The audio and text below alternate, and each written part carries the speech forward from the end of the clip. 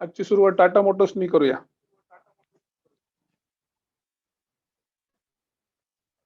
Tata Motors आपण mainly weekly chart बघतो. आज आपण ट्रेंड लाईन्स आणि फिबोनाची बघणार आहोत. आपण याच्या आधी ईएमए बघितलेला. टाटा मोटर्सने आपल्याला ईएमएचा क्रॉसओव्हर दिलेला नोव्हेंबर मध्ये अराउंड 144 ला कन्फर्म केला 200च्या आसपास, आणि त्याच्यानंतर शेअर जोरदार सुटलेला आहे. 340 वरच्या लेवलला थोडस सेलिंग आलंय. पण तुम्ही जर नीट बघितलं तर टाटा मोटर्स एका ट्रेंड मध्ये होता. जिथे कुठे ट्रेंड त्यांनी तोडला. मी जे म्हटलं आज आपण लाईन्स शिकणार आहोत. ट्रेंड लाईन्स खूप काही आपल्याला सांगून जातात. नीट बघा, एका ट्रेंड मध्ये टाटा मोटर्स चालत होता. ज्या ठिकाणी टाटा मोटर्सनी ट्रेंड लाईन तोडली तिथे बघा केवढी मोठी कॅन्डल झाली.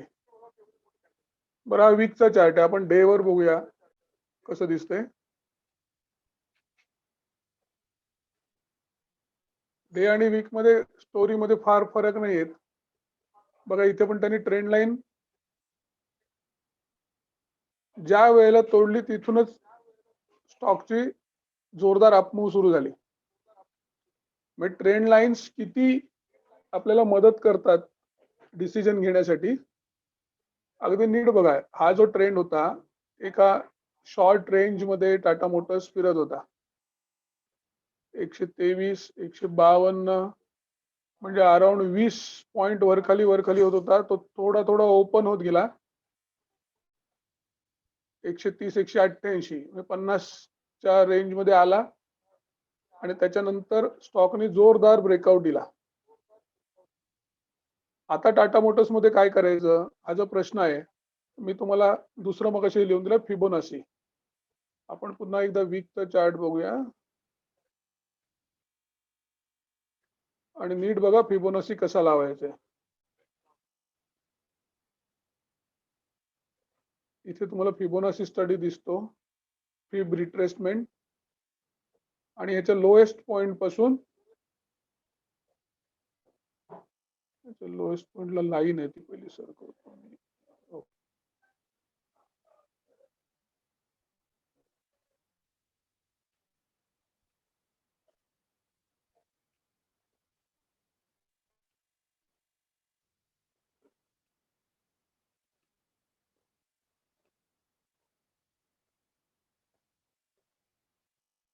फिबोनाचीच्या लेवल्स पण किती काय बोलतात ते नीट बघा.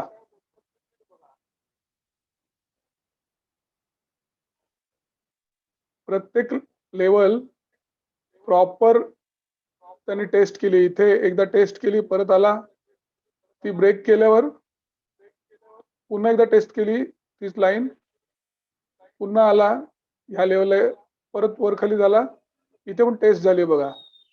आणि इथून जो गेला तो डायरेक्ट 2 लेवल तोडून वर गेलाय. आता तुम्हाला दिसते की 340च्या अराउंड टेस्ट करून परत आलाय. पण नीट बघा, इथे अराउंड 275चा तुम्ही स्टॉप लॉस ठेवून जर इन्व्हेस्टेड राहिले तर याच्यात फायदा आहे. 270 तोडला किंवा अगदी सांगायचं झालं तर 260 तोडला तर स्टॉक खाली येईल. कारण इथे एक दुसरा ही लेवल बघा नीट, इथे पण 275 ला याला रेजिस्टन्स होता, तो तोडून वर गेला, पुन्हा खाली आला. तर पुन्हाचा जो रेजिस्टन्स आहे फिबोनाची लेवल प्रमाणे तुम्हाला एक्झॅक्ट, आता बरेच स्टॉकला आपण लावून बघणार आहोत. तर फिबोनाची लेवल परफेक्ट तुम्हाला काय करायचं हे हा डिसिजन घ्यायला मदत करतात.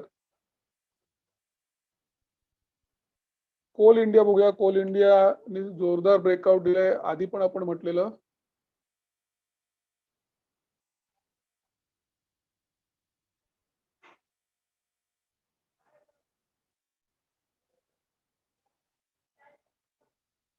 बघा कोल इंडियाला लाईन्स ड्रॉ आधीच केलेले आहेत. खूप खूप वर्ष झाली कोल इंडियाला फॉलो करतो मी.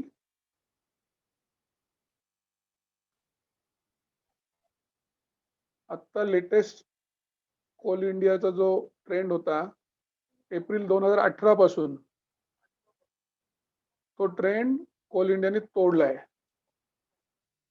आणि कोल इंडिया ज्यांच्याकडे असेल त्यांच्या पण लक्षात येईल की कोल इंडियाला गेल्या आठवड्याभरात किंवा गेल्या 2 आठवड्यामध्ये किती मूव मिळाली आहे. बघा, हा तोडताना 138 ला होता आणि कोल इंडिया 161 ला जाऊन आलाय. अराउंड 20-22% कोल इंडियाने 2 आठवड्यात मूव दिली आहे या शेवटच्या आठवड्यात. एका आठवड्यात मार्केट खाली येते. आणि आपण मार्केट बद्दल पण बोलणार आहोत थोड्यानी, निफ्टी सेन्सेक्स काय चालू आहे ते. आपण कोल इंडिया बघा ब्रेकआउट दिलाय, EMA लाईन्सचा पण तो क्रॉस देईल. म्हणजे आता खूप स्ट्रॉंग अपमूव आहे कोल इंडियामध्ये. 211-215 पर्यंत सरळ जाईल स्टॉक वरती. पुढचा आहे भेल. भेल पण मी गेल्या मीटिंगला दाखवलेलं तुम्हाला, पुन्हा बघूया आपण. भेल बघा same trend breakout, EMA crossover. बघा ह्या पोझिशनला आल्यानंतर स्टॉक काय लेवलला मूव्ह होतो. भेलनी पण खूप चांगले रिटर्न्स दिलेत 2 आठवड्यामध्ये. 38 चा 47-48 ला जाऊन आलाय. 10 रुपये 40 रुपयावर 25% झाले. आणि ब्रेकआउटवर आहे दोन्ही याच्यावर, ट्रेंड लाईन ब्रेकआउट पण आहे, EMA क्रॉसओव्हर पण आहे. याच्यावर लक्ष ठेवा. आपण TCS बघूया.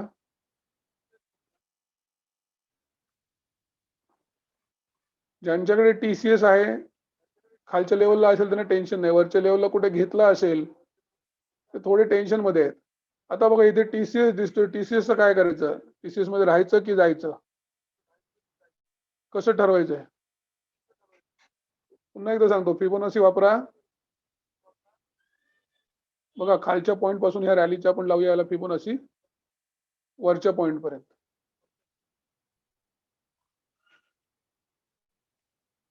बघा प्रत्येक लेवल होतोय आता पण. जर तुम्ही बघाल तर फिबोनाचीच्या लेवलवर उभा आहे TCS. हा एक सिग्नल झाला. दुसरा बघूया आपण TCS मध्ये.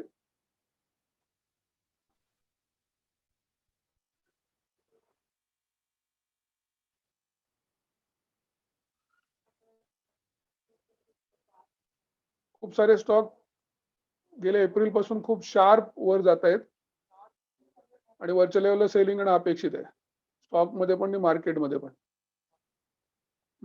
EMA बघा 20 EMA ला तरी थांबलाय काल.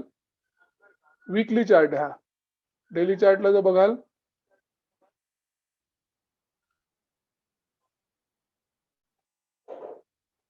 आणि फिबोनाचीच्या लाईन्स कशा काम करतात नीट बघा. हा जो जुना रेजिस्टन्स आहे 2890 च्या आसपासचा, 2895 च्या आसपासचा, तो आता सपोर्ट म्हणून काम करेल. हा जर सपोर्ट TCS ने घेतला तर इथून हा परत वर जाईल ह्या लेवल पर्यंत, 3333 पर्यंत. ह्या सपोर्ट वरनं जर TCS खाली आला तर ही जी खालची लेवल आहे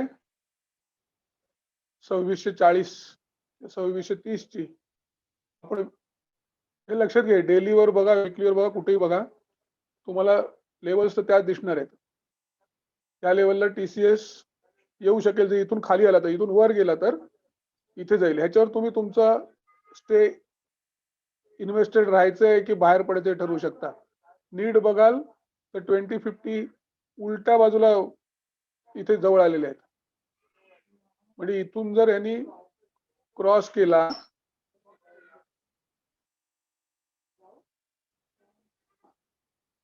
ऑलिम्पिक बघूया थोड्याने बघूया आपण. इथे जर क्रॉस केला तर हा जोराने खाली जाईल, पण इथून जर बाउन्स झाला तर जोराने वर जाईल. ओके. आपण अलेम्बिकचा आलाय तो बघूया. अलेम्बिक साइड वे मध्ये आहे, फार त्याच्यात अपसाइड किंवा डाऊन साइडचं फार हे नाहीये. दुसऱ्या कुठल्याही ट्रेंडिंग स्टॉक मध्ये पैसे टाकलेले जास्त फायदेशीर होतील. ONGC बघूया. मी जे बरेचसे तुम्हाला स्टॉक दाखवतो हे सगळे माझ्या पोर्टफोलिओ मध्ये आहेत, चांगल्या लेवलला घेतलेले आहेत, त्याच्यामुळे थोडे खालील तर टेन्शन नाहीये असे आहेत. ONGC बघा, ONGC ने ब्रेकआउट दिलाय तुम्हाला नोव्हेंबर मध्येच, पण वरच्या लेवल अपेक्षित आहेत. आता इथे जर तुम्ही म्हणाल की इथे काय करायचं, ONGC काल बराच खाली आला, 120 वरून 111 ला आलेला आहे. आता जवळजवळ 9%, 8%चा फरक आलाय. पण ट्रेंड लाईन जर तुम्ही बघाल याच्या, तर ट्रेंड लाईन पेक्षा खूप दूर आहे.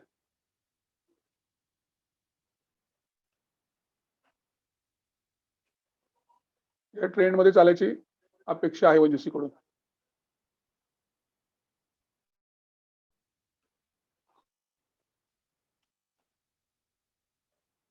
रेल विकास निगम लिमिटेड आपण बघायला फीब लावलेला आहे. बरेचसे स्टॉक स्टडीसाठी आधी बघितलेले असतात, प्रॉपर त्याच रेंज मध्ये बरोबर फीबच्या स्टॉक फिरतो. एकदा ही वरची लेवल टेस्ट झाली आहे 35 रुपयाला, पुन्हा खाली आलाय. खाली येऊन पुन्हा काल त्यांनी न वर न खाली असं मूव दिले. आता याला दोन साइडला हे आहे, एक तर 31 वर आहे तो 35 वर जाईल, नाहीतर 26 कडे येईल. GNFC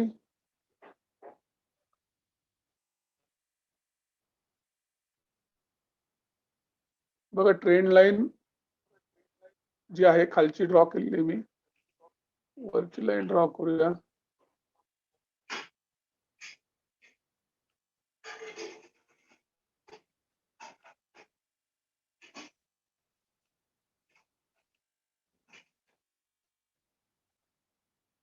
बघा, ब्रेकआउट दिलाय, खालच्या ट्रेंड लाईनवर थोडा टेस्ट केलाय आणि आता त्यांनी ट्रेंड लाईन तोडली आहे. म्हणजे ह्या स्टॉक मध्ये आता अपमूव आपल्याला चांगली बघायला मिळेल. वीकली चार्टवर आपण बघितलं तर आपल्याला जास्त कन्फर्म हे कळतं. बघा, याला पहिला रेजिस्टन्स 333 च्या आसपास आहे,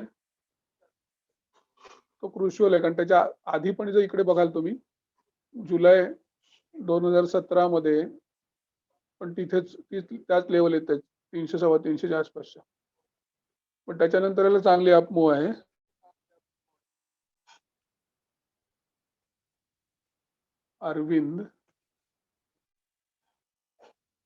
अरविंदने ब्रेकआउट दिला. बरेचसे स्टॉक्स एप्रिल पासून ब्रेकआउट मध्ये आले, काही लेट आले. हा डिसेंबर मध्ये ब्रेकआउटला आला,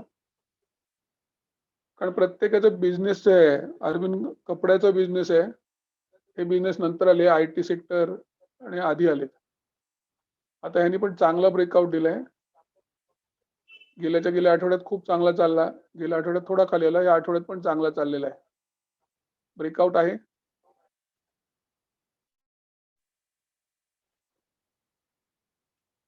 REC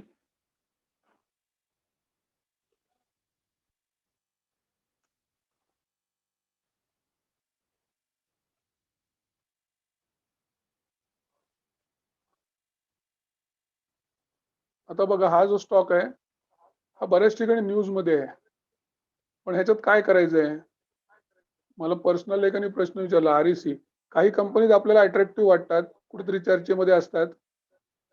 नीट बघा. आता याला आपण ट्रेंड लाईन लावूया, आपण याला मंथला लावून जाऊन ट्रेंड लाईन लावूया. तुमचं तुम्ही ठरवू शकता REC कसा स्टॉक आहे.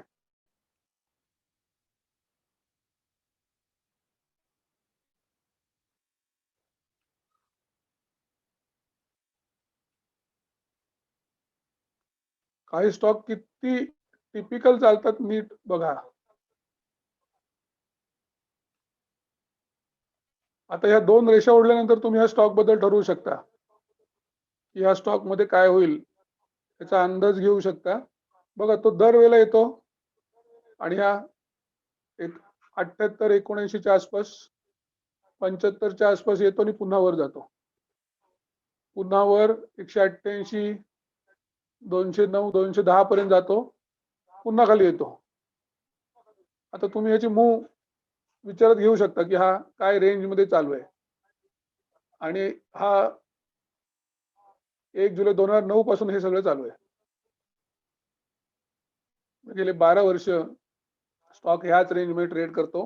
दोन रेषा ओढल्यानंतर आपल्याला कळतं, आधी पटकन आपल्या लक्षात येत नाही.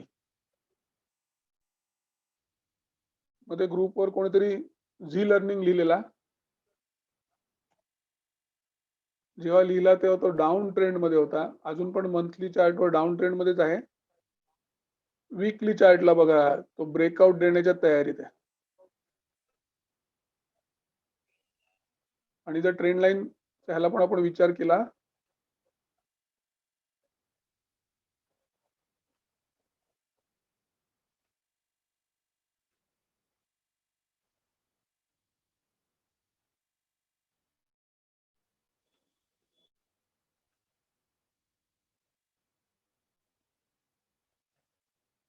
तर तो ट्रेंड लाईन मधनं बाहेर पडलाय. फक्त त्याला शार्प अप मूव नाही आली, पण हा ब्रेकआउट दिल्यानंतर त्याच्याकडनं अपेक्षा आहे अप मूवची. पण हा जो पहिलाच रेजिस्टन्स होता तिथे तो लडखडलाय.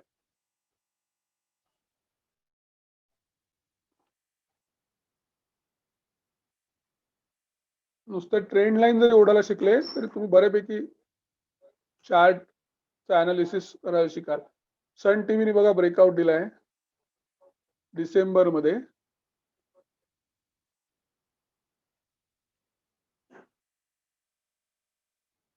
आता हे जे काही स्टॉक्स आहेत ह्याला तुम्ही ट्रेंड लाईन ओढायला शिका.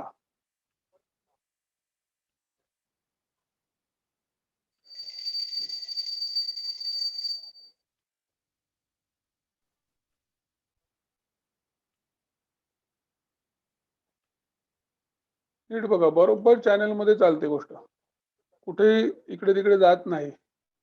बंधन bank,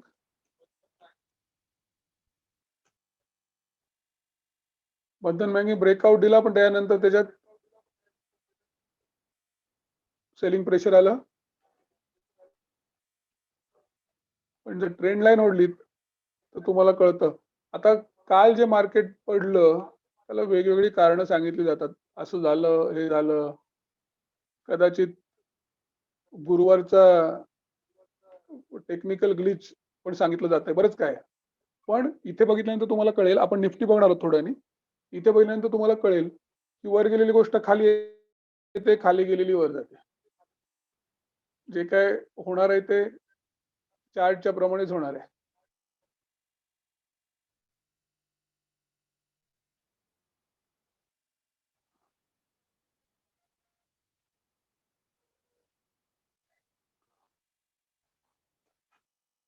LIC housing finance, LIC housing फायनान्सने ब्रेकआउट दिलाय डिसेंबर एंडला. आता जर नीट बघाल तर तो पहिल्या रेजिस्टन्सला थांबला, उलटा आला, परत त्याचा 360च्या आसपास सपोर्ट आहे. आता ह्याला ट्रेंड लाईन लावण्यापेक्षा जर फिबोनाची लावला तर तुम्हाला बरीचशी उत्तरे इथले इथे मिळतील.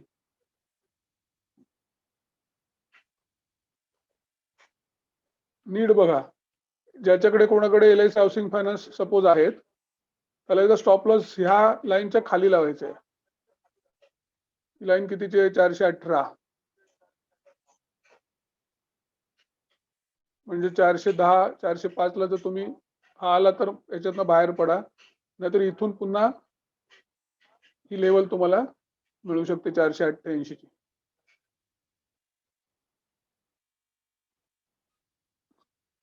अजून एक खूप चांगलं उदाहरण दाखवतो तुम्हाला मी.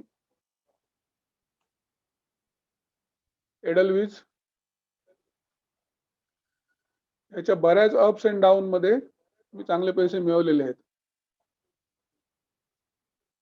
नीट बघा याच्या ट्रेंड लाईन्स.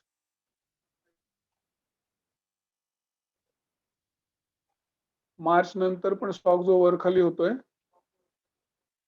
तो पण तिथेच येऊन फिरतो.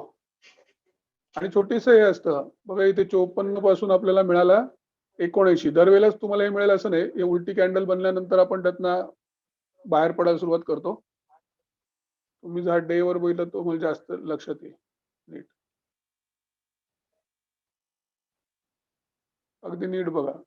52 किंवा ही इथे लाईन क्रॉस केल्यानंतर 58 ला आत गेले तुम्ही, एंट्री केलीत आणि 78 ला बाहेर आले. असाचा असा ट्रेड मी केलेला आहे याचा. आय थिंक 58 to 78, फक्त खाली आल्यानंतर 78. आता तो कन्सोलिडेशन मध्ये आहे, पण ट्रेंड मधनं बाहेर पडलाय, नवीन ट्रेंड फॉर्म करतोय. आपण बाटाचा स्टॉक बघूया.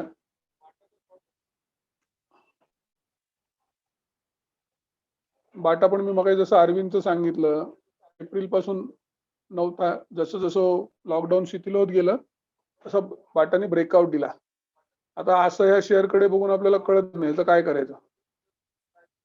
पण ह्याचं जर तुम्ही एक ट्रेंड लाईन ओढलीत तरी तुम्ही बरंचसं शेअर तुम्हाला सांगून जातो, किंवा ती एक लाईन तुम्हाला बोलून जाते लगेच.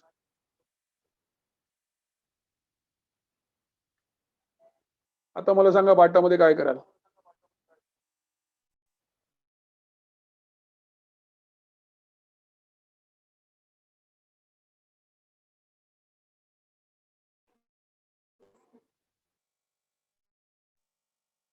नीट बघा, बाटा ह्या रेंज मध्ये आहे. कधीपासून आहे?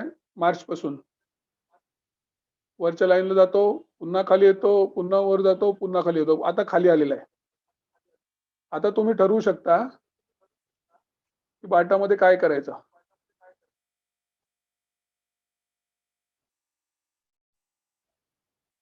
राहुल लिहितो एक्झिट करूया. मला वाटतं एंट्री व्हायला पाहिजे. काय आहे, राहुलचं म्हणणं बरोबर आहे. ईएमए वर त्यांनी उलट्या साईडला क्रॉस दिलेला आहे, म्हणजे तो खाली जायची जास्त शक्यता आहे. पण इथून जर वर आला तर तो ह्या इथपर्यंत जाईल. म्हणजे जी रेंज आहे ट्रेंड लाईनची ती सांगते की बाटा 1740 ला जाईल किंवा त्याच्यापेक्षा वर जाईल, पण ईएमए सांगतोय खाली जाईल. म्हणजे याच्यात वेट अँड वॉच हे सगळ्यात जास्त हे आहे. पण आपण याच्या मागच्या याच्यावर बघूया त्याची हिस्ट्री काय बोलते. नीट बघितलं कारण आपण तो डे वर त्याचा ईएमए क्रॉस होता. मी जनरली म्हणतो की वीकचा ईएमए क्रॉस बघत जा. आता जर तुम्ही बघाल तर त्यांनी बरोबर 50 वर सपोर्ट घेतलाय. 50 ला खाली क्लोज झालाय. आपली मीटिंग अजून 10 मिनिटं चालेल. इथून जर बाटा वर गेला तर बाटाला चांगली अपसाइड मिळेल. नीट बघा, हाच ह्याचा जुना रेजिस्टन्स होता, त्याच एरियात त्यांनी सपोर्ट घेतलाय. ओके, दीपक फर्टिलायझर ग्रुपवर लिहिलेला आणि तो मी पण स्टडी मध्ये काढलेला आधीच. बघा, याला फिबोनाची खूप चांगलं उदाहरण आहे. नीट बघा, दीपक फर्टिलायझरची एक रॅली आपण बघितलेली. त्याचा बॉटम होता अराउंड 80च्या आसपास. स्टॉक जेव्हा कोविड मध्ये पडला किंवा तिथे काही झालं तेव्हा पण तो तिथेच थोडासा खाली येऊन 70 ला येऊन परत वर आलाय. आणि प्रत्येक आता पण बघा, तो एका लेवलला आहे, ती लेवल त्यांनी जोरदार तोडली आहे. त्याच्यात अपमूवची शक्यता आहे अराउंड 232 पर्यंत. आता आहे 182 ला. आणि पुढच्या सगळ्या लेवल लीड बघा. फिबोनाची सिक्वेन्स, फिबोनाची हा गोल्डन रेशोवर चालतो. गोल्डन रेशो बद्दल तुम्हाला गुगलला बरंच काही वाचायला मिळेल, ते वाचा. मी गेल्याला पण सांगितलेलं, जगभरात या विश्वभरात सगळीकडे गोल्डन रेशोवरच सगळं काम चालतं. का म्हणजे जे काही निसर्ग आहे याच्या सगळीकडे गोल्डन रेशो ठासून भरलेला आहे आणि ह्या लेवल जे आहेत या एक्झॅक्ट त्याच्याप्रमाणेच येतात. नीट बघा तुम्ही, इथे पण रेजिस्टन्स मिळालेला, तसंच इथे सपोर्ट मिळाला, त्याच लेवल मध्ये येतो. ग्रुप वरचे अजून कुठले शेअर्स आहेत?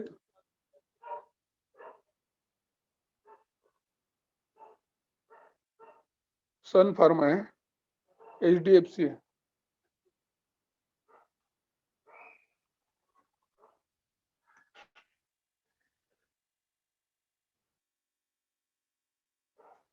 आता सांगा सन फार्माला काय कराल? बघा, सन फार्मा पूर्वी पण एका प्रॉपर रेंज मध्येच खाली आलाय. तिथून वर जाताना पण ह्या रेषा जेव्हा जेव्हा मी पूर्वी शेअर ट्रॅक केले तेव्हाचे आहेत. आणि ट्रेडिंग व्यू मध्ये सगळा तुमचा मागचा हे तसं ट्रेडिंग व्यू ठेवतो तुम्ही जर त्याच याने लॉग इन करत असाल तर. आता सन फार्माला 670च्या आसपास रेजिस्टन्स आहे आणि तो एकदा परत 20 टेस्ट करून वर जाईल अशी अपेक्षा आहे, कारण तो तसंच दाखवते बघा, दरवेळेला 20 टेस्ट करून वर जातो. त्याच्यामुळे आता होल्ड, 20च्या आसपास आल्यावर बाय. HDFC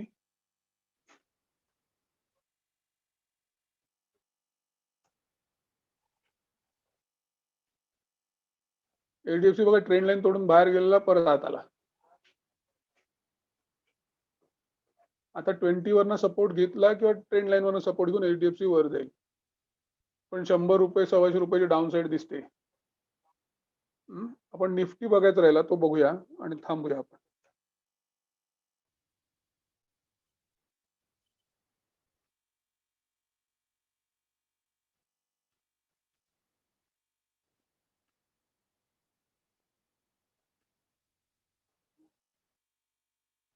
पुन्हा एकदा बघा, फिबोनाची आणि ट्रेंड लाईन्स.